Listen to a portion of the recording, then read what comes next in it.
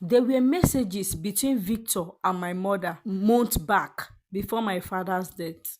Each message was a piece of a horrifying puzzle. It's getting suspicious. My mother had written, I can't keep lying to him, Victor. He's asking too many questions. After Junior's sickness, relax, baby.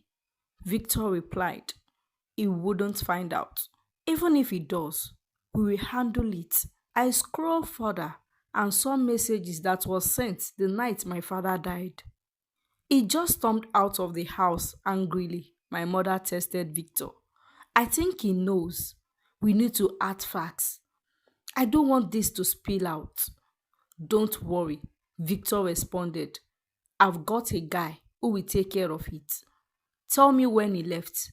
We will make it look like an accident. Calm down. My hands were shaking so badly that I almost dropped the phone. Tears streamed down my face as I realized the truth. My father didn't die in an accident. He was murdered. He was murdered by my mother and Victor. But it didn't end there. The messages revealed something even more devastating. Victor wasn't just my mother lover. He was my younger brother biological father. The affairs between them had been going on for years, right under my father's nose. I felt sick to my stomach. Junior is your son, Victor. You have nothing to worry about. The messages painted a picture of betrayal so deep that it left me breathless. My mother had destroyed our loving family, killed my father, and brought Victor into our home, all while pretending to be a grieving widow. I stared at Victor's sleeping face, a mist of anger and terror boiling inside me. How could someone be this so wicked? How could my mother choose a man like him over my loving father? I put the phone back on the nightstand and quietly left the room. I locked myself in my own room and cried until I couldn't cry anymore. The weight of the truth was suffocating, but I knew I couldn't remain silent. The next morning, I couldn't hold on the anger. I decided to comfort my mother. I waited until Victor left the house before walking into the kitchen, where she was sipping coffee like nothing was wrong. Mom, I said, my voice shaking, I know everything. She looked up at me, her face frozen in shock. What are you talking about? I know about you and Victor, Mom. I know about Junior. I know what you did to Dad. Her coffee cup slipped away from her hands, shattering on the floor. Justina, what are you talking about? Don't, I shouted. Don't act like you don't know what I'm talking about. Don't lie to me. I saw the message. I know he didn't die in an accident. You killed him, Mom. Her face crumbled, and for a moment I thought I saw a flicker of guilt. But then she straightened up, her eyes cold. You don't know what you are talking about, Justin, and I don't want to hear this from you again. Mom, you don't want to hear this from me? You don't want to hear the truth? The truth that you are sneaking around with Victor? The truth that you killed him because he found out Junior wasn't his son? She didn't deny it. Instead, she looked at me with a twisted expression I couldn't explain. You don't understand what it's like to live with regret, Justina. Your father wouldn't let me go. He loved me so much, but my heart belongs somewhere else. I can't continue to be with him when I have someone I loved. You don't understand a thing. And I can't start explaining all of this to you. You didn't love a man that take absolute care of us. You didn't love our happy family. At that moment, the front door opened and Victor walked in. He looked between us, sensing the tension. What's going on here? He asked. His voice calm but laced with menace. She knows, my mother said, her voice trembling. Victor's expression darkened. Well, that's a problem. I felt trapped, my heart racing as Victor stepped closer to me. Victor's eyes bore into me, cold and calculating. He was seizing me up, probably trying to decide how much of a threat I was.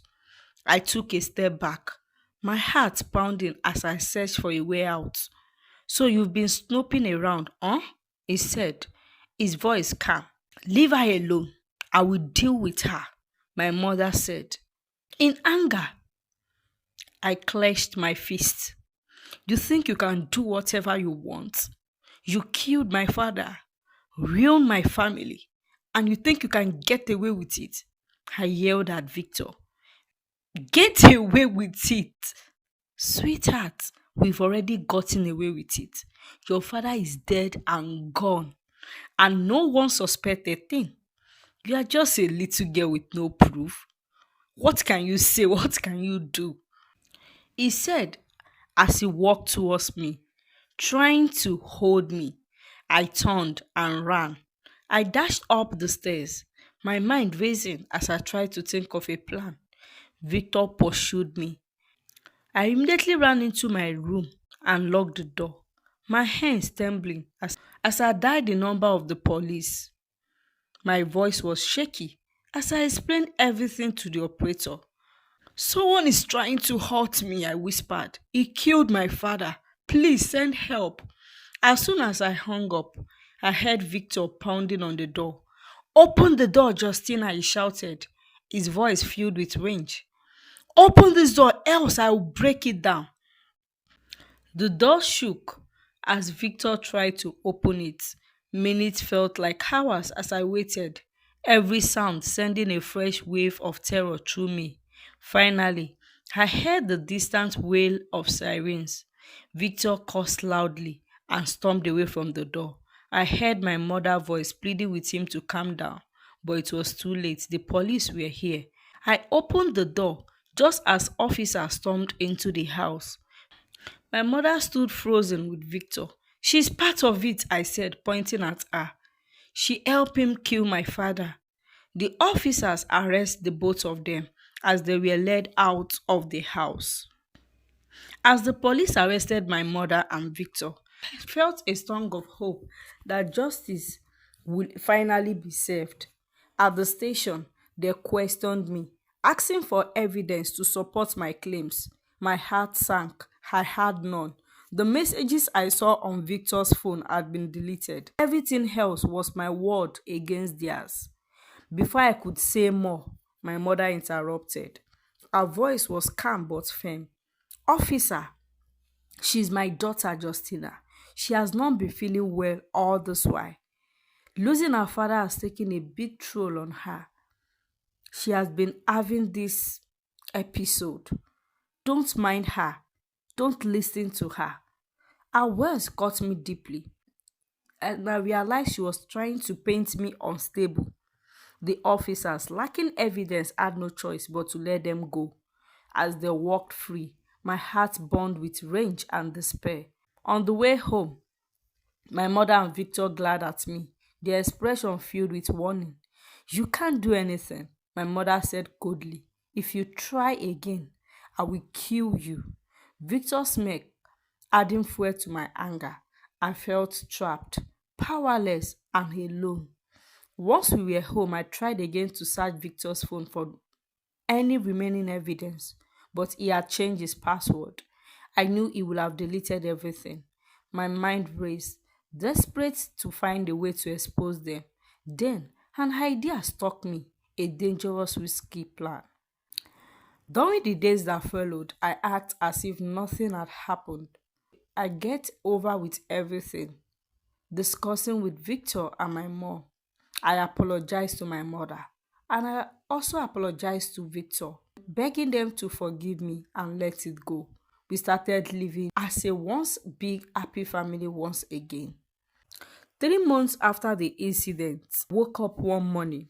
I prepared breakfast, a delicious meal, carefully laced with sleeping pills. Victor, unaware, ate his portion in his room, and I took a plate to my mother. I placed it on her table and left. A few hours later, I went back to check. Both of them had fallen into a deep sleep. Everything was working as planned. I quickly called the two men I hired, and they arrived immediately. Together, we carried Victor and my mother into an abandoned building, the outskirts of the town. When my mother regained consciousness, she looked around in panic. She was tied to a chair, her hands and feet bounded. Victor was also tied beside her. She turned to me, her eyes wide with shock. Justina, what is this? Why are you doing this? She asked, her voice trembling. What's the meaning of this? I stood in front of her, holding a gallon of acidic water. My hands were steady, but my heart raced. Why? I repeated, my voice cold. Why am I doing this? You must be thinking I'm a fool, mother. Do you know the pain I passed through in that house? Every day, this so-called demon that you brought in our house always raped me every night from 14 years. He sleep with me every night till now that I'm 17. I tried talking to you several times. You yelled at me and you are asking me why. Let me tell you why. Number one, you killed my father. Number two, you brought in this demon into our house. This man molests me every night. He take away my dignity, my purity away from me at 14. I've been living like someone that doesn't have a mother. And all these are happening right under your nose, and you refuse to say a thing about it. Pretend that everything was well. But mother, I have no choice. I should have killed you, but no. I don't want to stain my hands with blood. I don't want to be you. You are asking me why. Tears streamed down her face as she started pleading. Please, Justina, I'm your mother. Oh. Please, don't do this to me now. Please now. Justina, please. What are you holding? Please, Justina. You are my mother. Then act like it. Confess what you did, or I will end it all here. She shook her head, sobbing uncontrollably. I lifted the gallon and poured a little amount of the acid water on her arm. She screamed in pain, her cry echoing through the empty building. Confess, I shouted again. Through her tears and agony, she finally broke. I will confess. I will confess, she screamed. I placed a hidden recorder on the table and let her speak. Between sobs, she admitted everything. How she never truly loved my father, how Victor had been her heirs, how she had been married to my father for his money and stability. She confessed how Victor had fathered my younger brother and how my father had discovered the affair. She continued, her voice trembling. Victor and I planned everything. When your father comforted me, I told Victor, and he hired a man named Fixer. We arranged the car accident. I didn't want it to happen, but Victor insisted. I clenched my fist, fighting the urge to let my anger consume me. I turned to Victor, who had been listening in silence. Your turn, I said. Victor glared at me but eventually broke under the pressure. Yes, I had an affair with your mother. I hired a man called Fixer to take out your father. He was on our way, and I couldn't stand him being around. I've been using you too, Justina. I've slept with you countless times right from when you are 14 to this age. But I'm sorry. I'm sorry for everything. I'm sorry. I felt my stomach churned. As I stayed composed, his word confirmed everything I already knew, and now I have it all recorded. I left them tied up in the building and walked out, my hands trembling, but my resolve firm. With the recording in hand, I went straight to the police station. I played the confession for the officers, and this time there was no room for doubt. The police quickly organized a team, arresting both my mother and Victor. As they were dragged away, my mother screamed, "Justina, please, I'm your mother." But I stood there, unmoving, watching as they were taken into custody. A month after my mother and Victor were sentenced to life imprisonment, I decided it was time to visit my younger brother Junior at his boarding school. He had always been a sweet and curious boy, but the secrets surrounding our family kept him in the dark. I knew he deserved to know the truth, no matter how painful it would be. As I arrived at school, I felt a mix of anxiety and determination. Junior was sitting under a large mango tree, his textbook spread out before him. When he saw me, his face lit up and he ran towards me with a wide smile. "Big sis, you are here!" he exclaimed, wrapping his arms around me. I hugged him tightly, my heart heavy with what I was about to reveal. "Junior, let's go for a walk. There is something I need to tell you," I said softly. We walked towards a quiet part of the school ground, away from the bustling noise of the students. I took a deep breath and began. "Junior, there is something important you need to know about mom and dad. Everything that happened." He looked at me, his young face filled with curiosity and a hint of worry. "What is it? Is it that bad?" I nodded. "Yes, it's bad, but you deserve to know the truth. You are old enough now." I explained everything, how our mother had been unfaithful to dad, how Victor was actually his biological father, and how they had conspired to kill dad when he found out the truth. I told him about the abuse I suffered at Victor's hand, the confession I had recorded, and now both of them now serving life sentences for their crimes. Junior face turned pale as I spoke, his hand trembling. "Victor? Uncle Victor is my real father?" he whispered, his voice breaking. I nodded, tears streaming down my face. "Yes, that doesn't mean he's your family.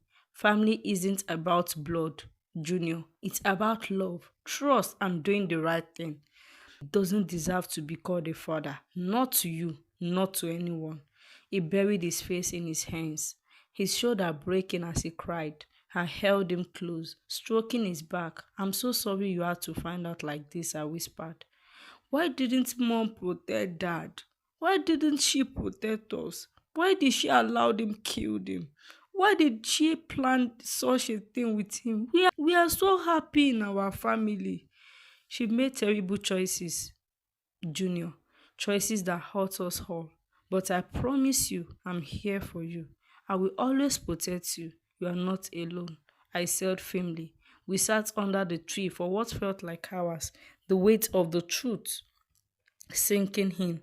By the time I left, Junior had a sober understanding of our family dark past and also knew he still had me.